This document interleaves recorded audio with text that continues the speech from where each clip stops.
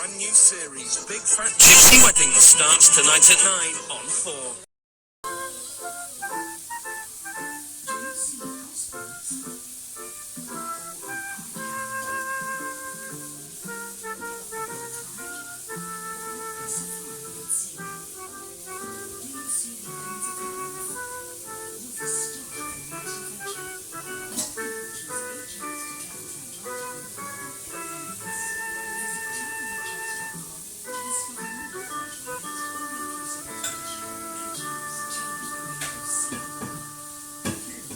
This is a story about Mr. Daydream.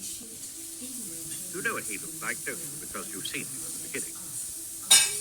It's also a story about a little boy called Jack. You don't know what he looked like, so here's a picture. Now, Jack was a very well-behaved. He always ate up his lunch. He always went to bed when he was told. He always said please and thank you. But Jack was a daydreamer. Whenever he was supposed to be thinking about something, he found himself thinking about something else. Daydream. One day, Jack was in school. He was sitting at his desk, listening to the teacher talking about history. Suddenly, out of the corner of his eye, Jack saw something outside the window on the grass of the pool. It was a small, cloud-shaped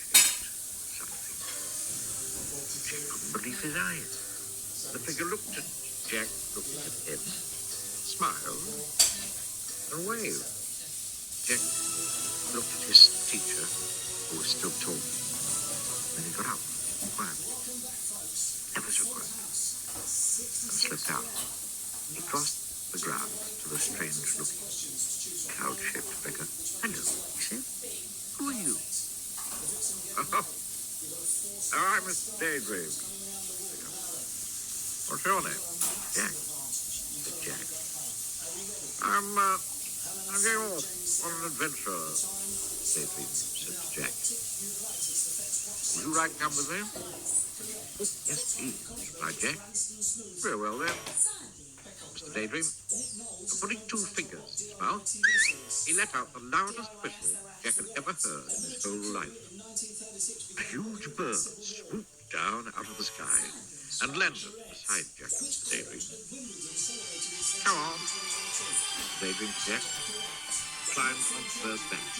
Jack climbed on too. It was really an enormous bird, and there was plenty of room for both. "Hold on," Daydream. Jack held on tight. The huge bird flapped its huge wings, and suddenly they were high up in the air. They flew over fields and farms and towns and hills and trees and valleys until they were far, far away from Jack's school. It was very exciting. Mr. Daydream turned to Jack. "How would you like to go to Africa?" he shouted. They were traveling so fast now that Jack just nodded his head and held on even tighter. And suddenly, it seemed no time at all, there below them, Africa. The bird landed in a jungle clearing. Jack and Mr. Daydream climbed off the bird's back. It was very hot. "Come on," Mr. Daydream to Jack. "Let's go and explore." So off they set, pushing their way through the jungle. Suddenly, in the middle of a clearing, they saw an elephant. "Hello, Daydream." The elephant put down its trunk. "Would you like a lift?" "Yes, please," replied Mr. Daydream. And the elephant reached out its trunk, picked him up, and then put him on his back. Then he reached out his trunk again, picked up Jack, and put him on his back. Very high. The elephant carried them through the jungle until they came to a river. Then he set them down on the ground, said bye-bye, and went off into the jungle. "How are we going to cross the river?" Jack asked Mr. Daydream. "Perhaps I can hear a particularly oily voice coming up from the river." They looked. There was a crocodile. Pick it up. My back. There. On the floor. Thank you. Put it in the bin. It was very helpful. Thank you. They were halfway across the river on the crocodile's back. But the crocodile grinned a rather nasty grin. All teeth.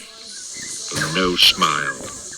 Then, flipping his enormous tail and shooting Jack and Mr. Daydream up into the air, the crocodile opened his horribly large mouth and waited. It was very frightening. "Oh dear," gasped Jack, as he looked down at that enormous mouthful of teeth. "Oh dear. Oh, help!" Mr. Daydream, upside down beside him, put 2 fingers in his mouth and let out that very large whistle of his. Suddenly, just as the crocodile's mouth was about to go snap, the big bird swooped down out of the sky. Mr. Daydream and Jack landed right on the bird's back. "Phew," said Jack. "Foiled again," said the crocodile. "Well, I promised you an adventure, didn't I?" grinned Mr. Daydream. "You certainly did," said Jack. "And now," said Mr. Daydream, "I think we'll go to Australia." They did. And Jack learned to throw a boomerang, so that it always came back to him. "Now," said Mr. Daydream, "I think we'll go to the North Pole." They did. Mr. Daydream fell right up to his middle in a snowdrift. "And now," said Mr. Daydream, "I think we'll go to the Wild West." And they did. Mr. Daydream found a huge 10-gallon cowboy hat. The trouble was, when he put it on, he couldn't see out. Called from underneath the hat. "Jack!" Suddenly, Jack realized that it wasn't Mr. Daydream saying his name. It was his teacher. And Jack wasn't in the Wild West. He was sitting at his school desk. "Jack," said the teacher again, "you've been daydreaming." It was true. He had. Or had he?